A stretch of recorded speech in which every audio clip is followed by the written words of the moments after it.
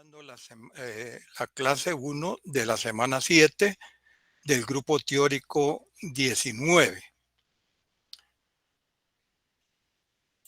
Revisemos la programación para ver qué actividades hay en esta semana.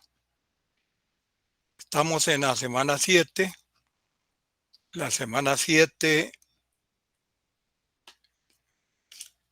hay clase de la unidad 3 y laboratorio.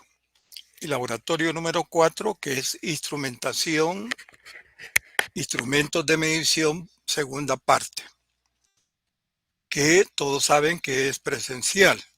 Entonces, esta semana tenemos clase, que es la que vamos a iniciar en este momento, y el laboratorio. Cada uno de ustedes está inscrito en un laboratorio, entonces esta semana tienen que asistir a ese laboratorio. Muy bien, entonces, en clase, si ustedes recuerdan, en la clase estábamos hablando sobre proporcionalidad y gráficos, que es un tema muy importante para el apoyo en aquellas actividades donde ustedes tienen que hacer gráficos, analizar datos y obtener conclusiones de observaciones que han hecho sobre un experimento. Ejemplo, los laboratorios de física.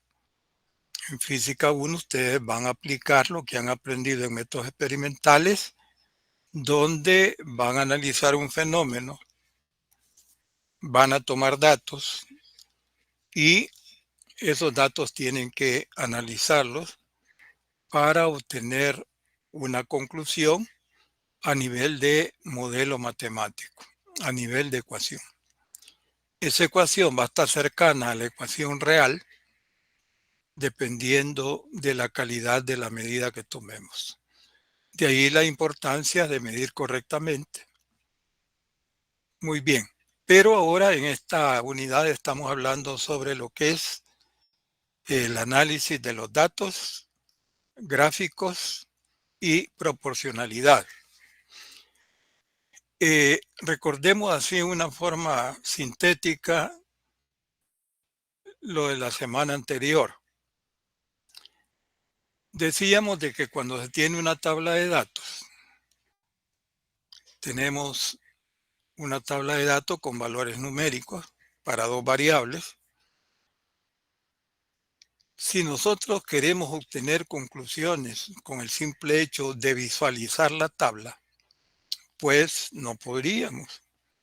Al menos podemos sacar conclusiones cuál es la forma en que varían las dos magnitudes, las dos variables que estamos analizando. Pero no más.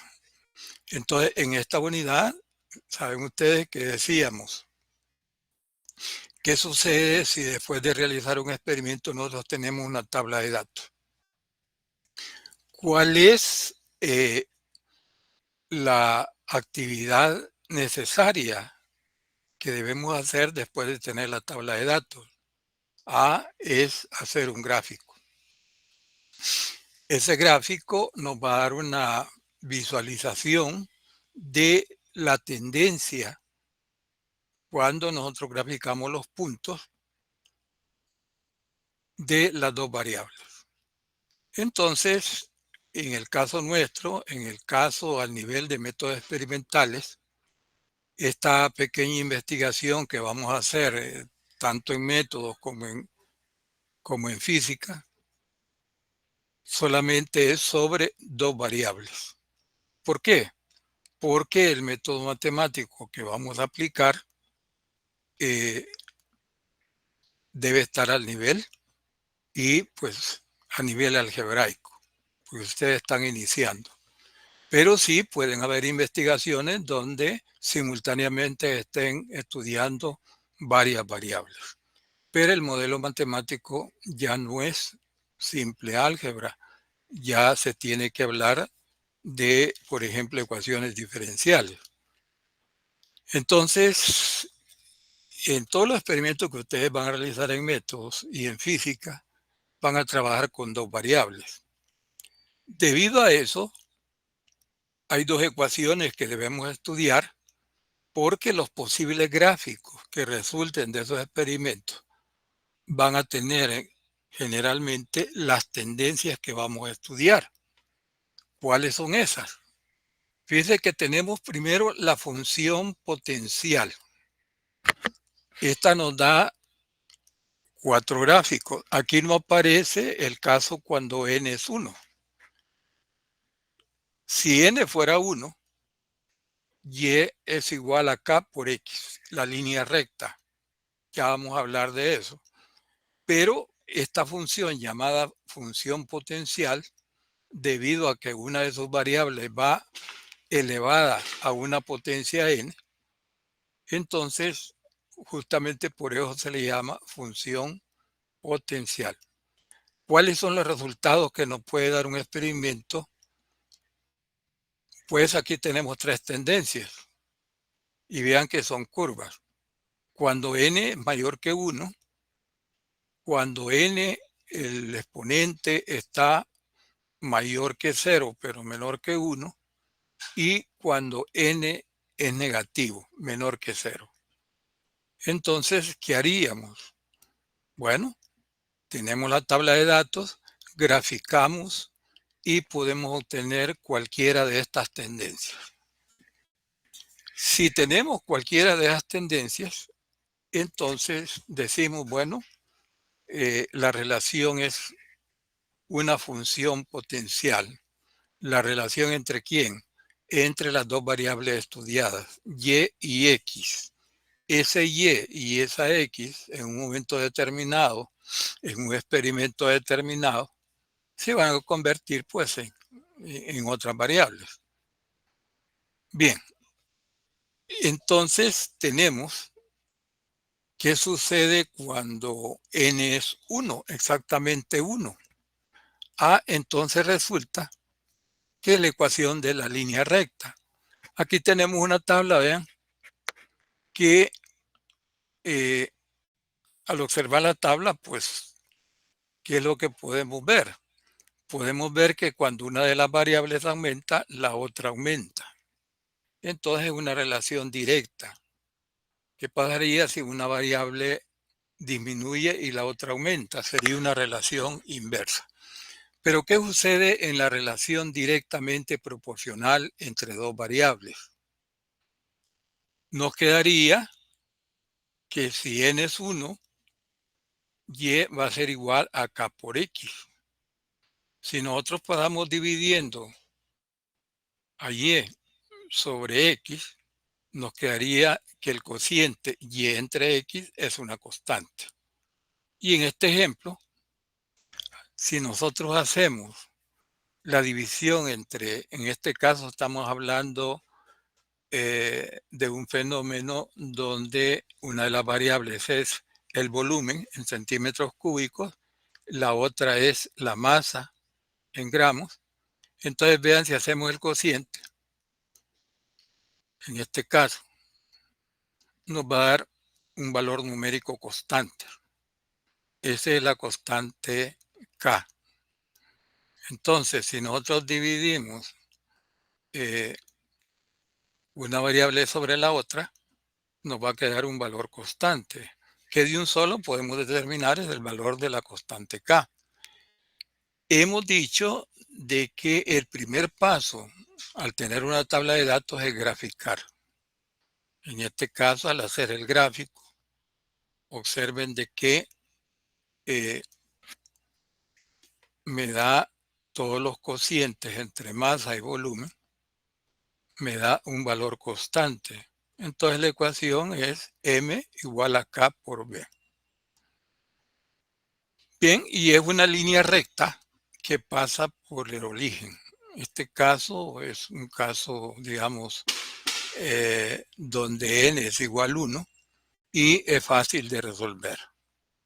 Y vean que hasta ahí llega el análisis. Aquí tenemos ya la ecuación y se dice de que las variables participantes en este fenómeno se relacionan en forma directamente proporcional. Muy bien, regresemos. Este sería el primer caso de la línea recta, el más fácil de resolver, entre comillas, porque no es difícil. Bien, pero ¿qué sucedería si nos diera no una línea recta? Entonces, teniendo la tabla de datos, nosotros podemos ver que para calcular n de esos datos, al analizar los datos de la tabla, nosotros debemos determinar un valor de n y un valor de k. Si logramos eso, entonces hemos determinado la ecuación que relaciona las dos variables estudiadas. Apliquémosle logaritmo a la ecuación potencial. Logaritmo de y igual a logaritmo de k por n logaritmo de x.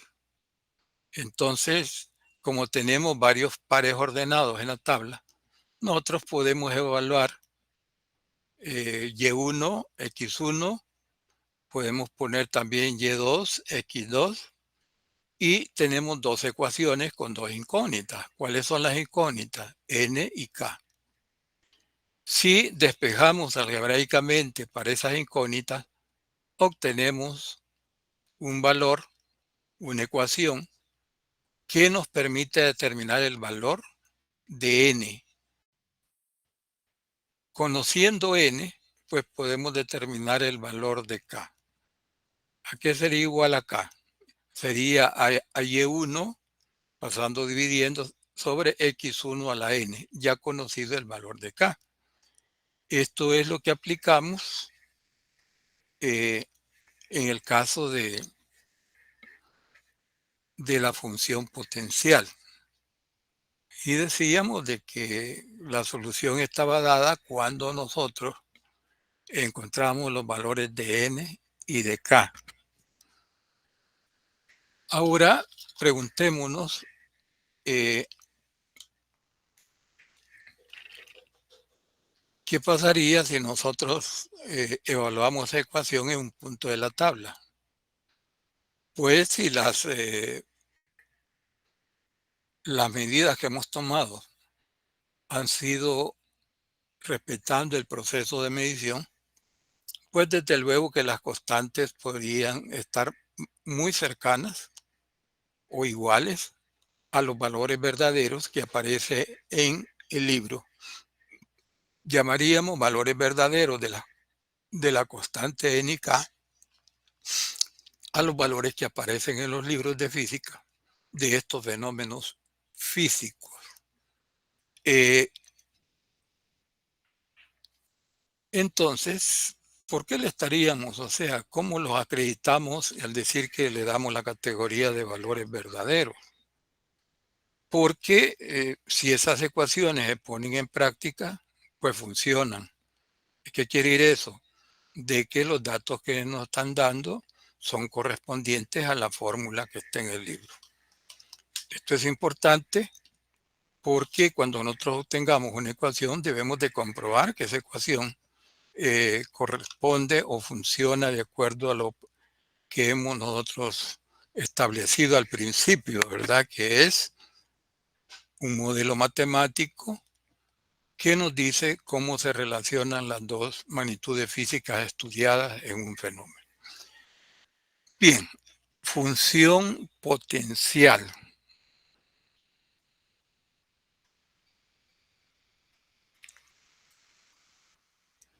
Un ejemplo así rápido de la función potencial. Vean, acá tenemos un volumen, unidades litros, y una presión, unidades atmósferas, de un fenómeno determinado. Por ejemplo, un fenómeno donde estaba involucrado un gas. Entonces, si nosotros observamos la tabla,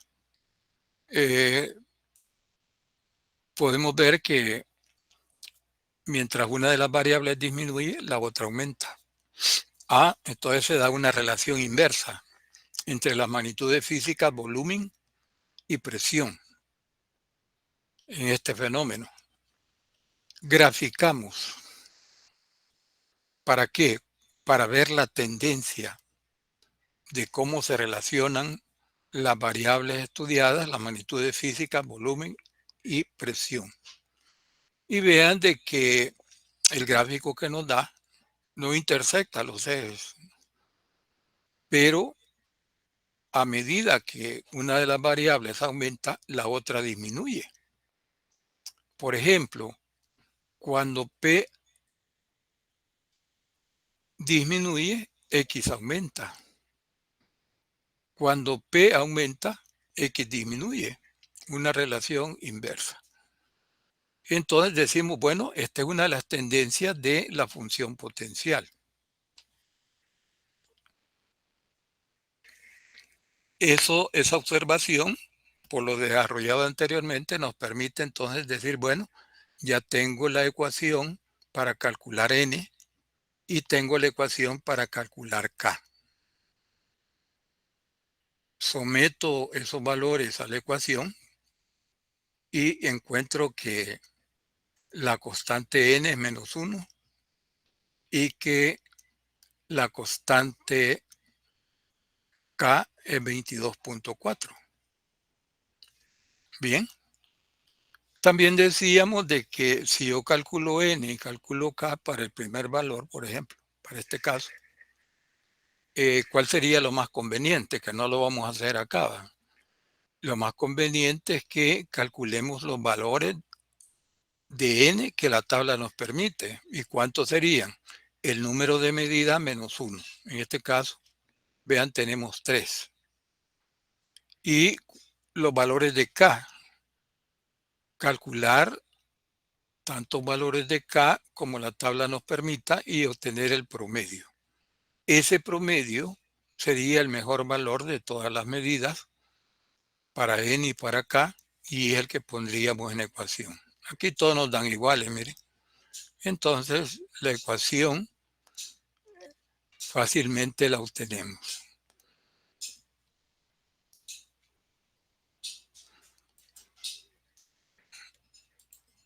Muy bien.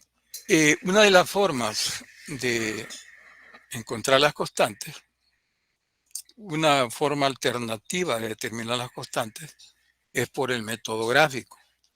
El anterior método, utilizando las fórmulas de N y de K, a ese método se le llama analítico. ¿Por qué? Porque utilizamos ecuaciones.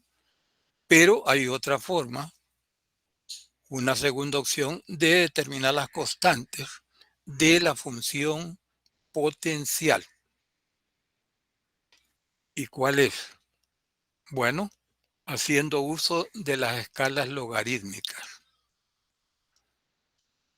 Pero hay dos tipos de papel con escalas logarítmicas. El papel log-log, llamado así corrientemente, tiene tanto la escala vertical como la escala horizontal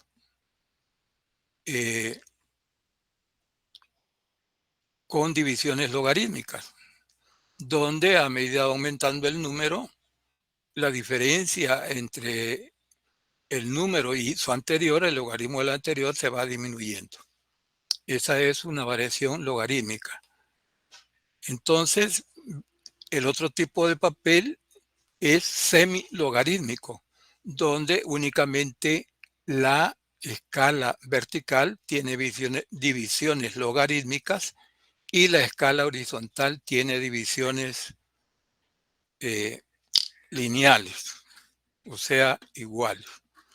Entonces, una pregunta interesante es, bueno, ¿cuál de los dos escoger? Muy bien. Si nosotros a la función potencial le aplicamos logaritmo, ya lo hicimos acá, por eso he regresado, vean de que la variable que se grafique en el eje vertical, y, o la que está haciendo las veces de y, está afectada por logaritmo. La variable que x también está afectada por logaritmo. Las demás son constantes, permanecen constantes. Entonces, esto me dice que si la función o la tendencia que voy a resolver para buscar las constantes y la quiero resolver por el método gráfico, debo revisar qué tipo de papel. Y al aplicar el logaritmo me dice, mire, y y x, ambas variables están afectadas por logaritmo. Entonces voy a utilizar papel low-low. Muy bien, entonces viene la pregunta, ¿cómo se hace para determinar las constantes si hemos elegido el papel con escalas logarítmicas adecuadas? Esto quiere decir, si la función es potencial, el papel que vamos a utilizar es log-log, ambas escalas con divisiones logarítmicas.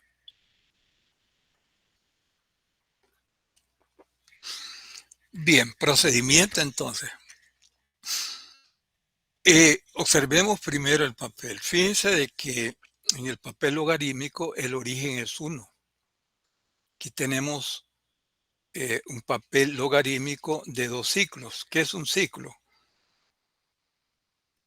De 1 a 10 tenemos 10 divisiones que no son iguales, ¿vean? Son logarítmicas. De 10 a 100 tenemos otras divisiones que son gemelas a las primeras. Entonces, esta es un ciclo. De 1 a 10 un ciclo, de 10 a 100 otro ciclo. Hay papeles de más ciclos, creo que hasta 5 ciclos, pero para el caso nuestro, pues, en este caso, según el rango de las variables, el de 2 ciclos es el más adecuado. Generalmente para todos los fenómenos va a resultar eso. Generalmente. Bien, entonces, ¿qué hacemos? ¿Cuál es el procedimiento? Este 1 que está como origen, podríamos tomar como origen punto 1. Si tomamos como origen el eje horizontal punto 1, este sería 1 y este sería 10. Si tomamos 1, este es 10 y este es 100. Si tomamos 10, este sería 1000 y este 10.000. ¿Eso por qué? Porque el rango de las variables nos va a decir o nos va a indicar o nos va a deducir el valor del origen, pero siempre va a ser en función de década. Bien, fíjense de que voy a graficar el logaritmo de P contra el logaritmo de Q y P varía de 1.5 a 24. Entonces veamos si cabe acá. Aquí sería 1 para el eje Y, aquí sería 10, aquí sería 20, 30, 40, para que aquí sea 100. En la variable Q, 1, 2, 3 y 4. Entonces, vean que sí se puede graficar. Entonces, grafico estos puntos sin modificarlos, solo los traigo acá, ¿verdad? Ubicando los valores. Por ejemplo, cuando Q igual 1, en el eje X, Q, cuando Q igual 1, P vale 1.5. Si aquí vale 2, la mitad vale 1.5. Y así voy ubicando los puntos. Ya teniendo los puntos, voy a tirar una línea recta promedio. ¿Qué significa eso? Que a mano alzada yo voy a poner una regla y voy a tratar de que esa línea pase lo posible, lo más posible cercana o igual de cercana a todos los puntos. Lo ideal sería que todos los puntos estarían en línea, pero no es así porque sabemos que cuando medimos hay 4 causas de error: la persona, el instrumento, el ambiente y el método. Entonces, aquí se han dejado justamente señalados, ver que todos los puntos no están en línea, pero esta es la línea verde es una línea promedio. Ya teniendo el gráfico, ¿cuál es el valor del exponente n en la función potencial? Sería la pendiente. En estas escalas logarítmicas, la pendiente de esta recta. Entonces podemos hacer un triángulo donde el logaritmo de este valor menos el logaritmo de este valor, logaritmo de 24.0 menos logaritmo de 1.5 sobre el lado horizontal. ¿Cuál sería el logaritmo de 4 menos el logaritmo de 1? Y vea, me da 2. Ahora la constante K. La constante K sencillamente es el intersecto. Solo lo leemos y no tenemos que aplicarle el logaritmo. ¿Por qué? Porque ha sido dibujado en escala logarítmica sin modificarlo. Entonces, 1.5, porque aquí es 2, entonces la constante K vale 1.5. Así de sencillo. Muy bien, entonces este es el cálculo de las constantes aplicando escalas logarítmicas. Entremos ya al espacio de la clase que nos corresponde para este día, el tema que nos corresponde para este día. Hemos visto ya la función potencial que tiene 4 tendencias, n1, n mayor que 1, n entre 0 y 1 y n menor que 0, negativo. Ahora, ¿qué sucedería si teniendo una tabla de datos hacemos el gráfico y nos da una de estas dos tendencias? Observen cuál es la diferencia de estos dos gráficos con los gráficos de la función potencial. La diferencia, por ejemplo, es que intersectan con el eje Y, pero no en cero. Mientras que en la función potencial tenemos dos casos donde el intersecto es con cero. Vean, acá el intersecto es diferente de cero. Entonces tenemos una exponencial creciente y una exponencial decreciente. A nivel de ecuación, Y es igual a una constante A por una constante C elevado a una constante B. Y esta constante que está de exponente B multiplicada por la otra variable. De allí el hecho de nombrar a esta ecuación exponencial. ¿Por qué? Porque una de las variables va de exponente. Muy bien, entonces en esta clase vamos a ver esas dos tendencias, pero debemos de ponerle atención porque no nos podemos equivocar cuando interpretemos la tendencia. O es potencial o es exponencial. Entonces, la diferencia importante o radical que debemos de observar es que la función exponencial intersecta en el eje Y, pero no en cero. Eso es lo importante.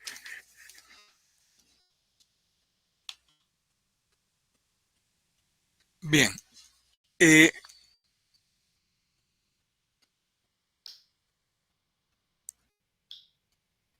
la constante A y la constante C, vean, tenemos tres constantes. Entonces vamos a trabajar algebraicamente esta ecuación, recordando que tenemos una tabla de datos donde tenemos varios pares ordenados, por ejemplo, x1, y1, x2, y2. Entonces,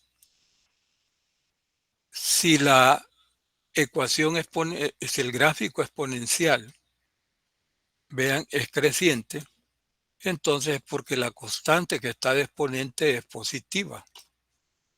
Si la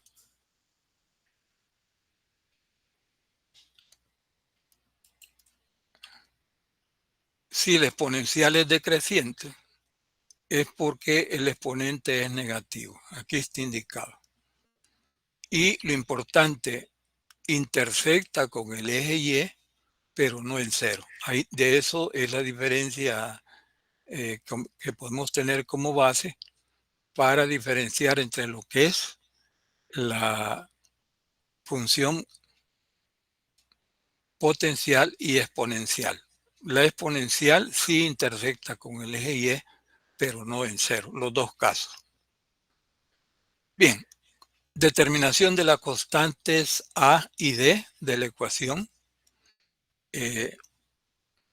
Vean por qué les digo A y D, porque en el desarrollo vamos, la constante C elevada a la B es otra constante, entonces la vamos a representar por una constante D. Teniendo la tabla de datos, yo puedo hablar de Y1 es igual a por C por B a la X1, primera ecuación. También puedo decir Y sub 2, para el punto 2 puedo evaluar la ecuación Y igual a C sobre X2. Dividiendo la ecuación 1 sobre la ecuación 2, vean que desaparece la constante A. Pero al desaparecer la constante A, me queda esta expresión, donde tengo abajo una constante que es C elevada a la B y aquí C elevada a la B. Entonces vamos a hacer una sola constante y en vez de trabajar con C elevado a la B, vamos a llamarle una constante D.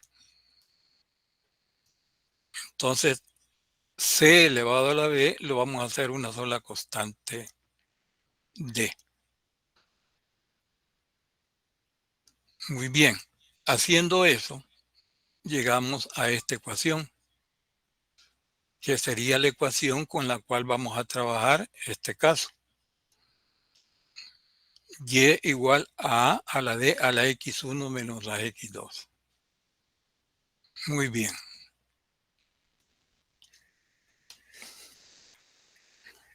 Supongamos que tenemos una tabla de datos que proviene de un fenómeno y tenemos 4 observaciones. Se le llama observación cuando se toma un dato experimental de interés, de las variables de interés en un fenómeno determinado, en un experimento determinado. Entonces hemos tomado 4 medidas de Y y X. Entonces graficamos. Observen que el paso obligado es graficar. Graficamos y ¿qué es lo que tenemos? Que se observa que el gráfico intersecta con el eje Y, pero no en cero. Entonces estamos en el caso de una función exponencial. ¿Cuáles son las constantes que debemos de calcular para tener la ecuación? Entonces la ecuación para un punto 1, Y1 es igual a A por D a la X1. ¿Qué se hizo? El B que aparecía acá lo absorbió la constante D. Bueno, para un punto 2 podemos tener Y sub 2 es igual a A por D por X2. Si hacemos el cociente, vean, llegamos a que la ecuación Y1 sobre Y2 es igual a D por X1 menos X2. Aplicando el logaritmo a esta ecuación, ¿qué sucede? Que podemos obtener, despejando, podemos obtener, pasando, dividiendo lo que está dentro del paréntesis, podemos calcular el logaritmo de D. Alguien podría decir, mire, pero andamos buscando D. Es correcto. Andamos buscando D, pero aplicando álgebra hemos determinado el logaritmo de D. Entonces, ¿cómo determinar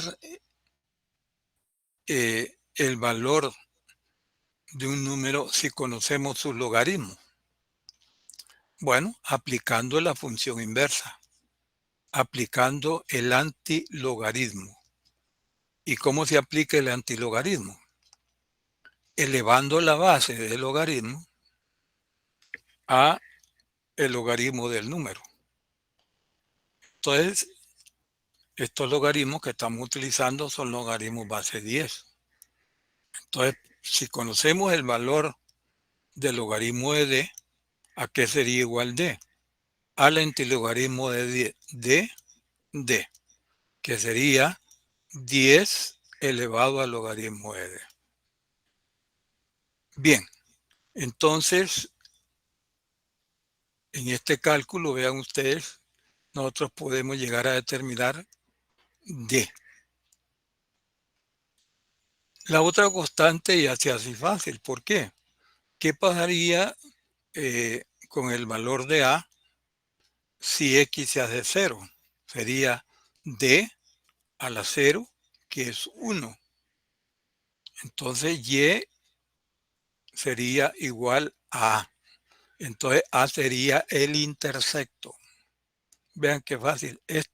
El mismo gráfico nos daría, mire, el intersecto tiene un valor. A, entonces diríamos, es el valor de la constante a. ¿Por qué?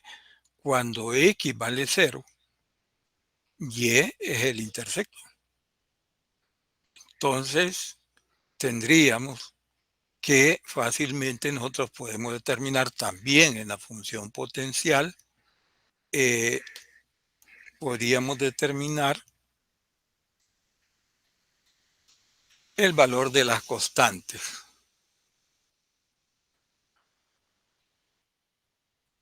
Un ejemplo. Ejemplo de relación exponencial creciente. Es creciente cuando b es mayor que 0. Muy bien. Tenemos en un experimento, se han tomado los datos, no necesitamos especificar en este caso por el propósito de lo que estamos estudiando. Se tomaron los valores de y x en un experimento determinado. Sabemos que el paso obligado en el análisis de los datos es hacer un gráfico. Y vemos que el gráfico, en este caso la línea salió gruesa, pero no intersecta en 0. Entonces es una exponencial creciente. Aplico la fórmula, vean que ya deducidas las fórmulas para D y para A, no tengo que hacer el desarrollo, sino que solamente tengo que aplicarlas. Entonces, D es igual al antilogaritmo, que es logaritmo a la menos 1, de el cociente y1 sobre y2, x1 menos x2. Vean de que acá únicamente el numerador está afectado por logaritmo. El denominador no está afectado por logaritmo. Muy bien, entonces se decide de que este gráfico es una función, refleja el comportamiento exponencial a partir de los datos graficados. Entonces calculamos D, calculamos A y hemos determinado la ecuación que relaciona las dos magnitudes. Bien, vean qué fácil. Pero acá quiero mencionarles también lo siguiente, que ya va con el proceso de medición. Bastaría tomar uno de los valores y calcular un valor de D y un valor de A y dejar los otros así sin utilizarlos. La respuesta es no. ¿Por qué? Puede darse la casualidad que un dato que nosotros tomemos contiene el mayor error de la tabla. Entonces, ¿qué nos dice la estadística básica? De n medidas sobre la misma magnitud, ¿cuál de todas es la mejor? El promedio. Entonces nosotros podemos calcular los valores de D que la tabla nos permita y los valores de A. Para hacerlo en forma ordenada tenemos que agregar dos columnas. Para no hacerlo en forma desordenada, agregamos acá el logaritmo de D y D y también la columna de A. Sacamos los promedios y eso sería la forma, digamos, correcta. Por cuestiones de tiempo no lo hacemos acá. En lo que es la parte de gráfica, de solución gráfica, sí, la función exponencial se puede obtener el valor de sus constantes en forma gráfica. ¿Cómo sería eso? Bueno, aplicando papel con escalas logarítmicas. Pero hay dos tipos de papel, low-low y semi-low. Entonces, ¿cómo nosotros podemos decir que el tipo de papel que vamos a utilizar es semi-logarítmico? Bien, regresemos acá donde hemos aplicado logaritmo. Fíjate acá tenemos la ecuación y quienes quedan afectadas por logaritmo. Y1, Y2, X1 y X2 no quedan afectadas por logaritmo. D está afectada por logaritmo, pero D es una constante. Entonces, la variable X no está afectada por logaritmo. Por lo tanto, la vamos a graficar en papel semilogaritmo, donde ese papel tiene en la escala vertical divisiones logarítmicas.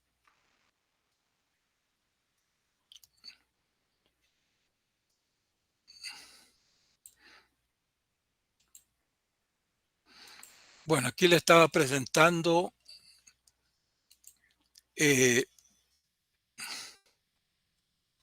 un ejemplo que no era el correspondiente.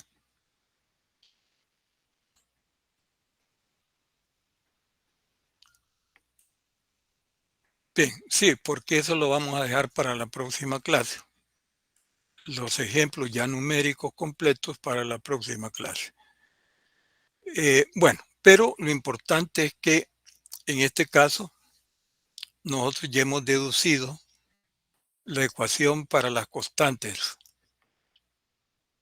de la función exponencial A y D. Entonces, algo importante acá en esto que estamos viendo de función potencial y exponencial, que no nos podemos equivocar cuando decimos a partir del gráfico de los datos de la tabla, decimos es una función potencial o exponencial. Esa decisión es sumamente importante. ¿Por qué? Porque las ecuaciones son diferentes. Entonces, ojo a eso. Pero también se nos facilita porque al ver el gráfico sabemos que los casos de la función exponencial intersectan con el eje Y. Sí, hay intersección con el eje Y, pero no en cero. Ahora la función potencial tiene dos casos que sí intersectan con cero. Esa es la diferencia que debe quedar bien marcada. Alguien podría decir, bueno, en una evaluación y el intersecto anda cercano de cero. Pues las cuestiones al diseñar la pregunta, al diseñar el examen se resuelven y se trata de que sea evidente pues que no intersecta en cero y que intersecta con el eje Y. Bien, en esta clase, como no ha habido participación de los estudiantes porque ha sido pregrabada, nos vamos a quedar acá para tratar del día de la segunda clase, pues explicarle ya en forma con preguntas que ustedes puedan resolver sus dudas y vamos a hacer ejemplos. Entonces, llegamos hasta acá.